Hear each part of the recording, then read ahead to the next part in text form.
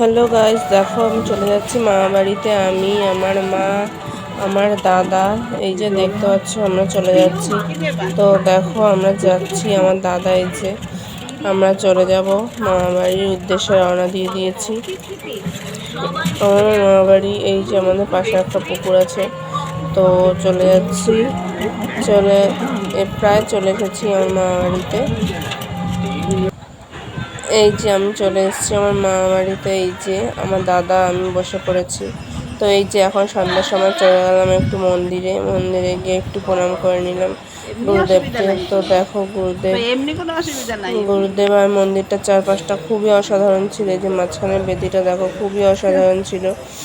তো ওখানে সবাই আমাকে বলছিল যে এতদিন যাইনি কেন, তো আমাদের যাওয়া হয় না।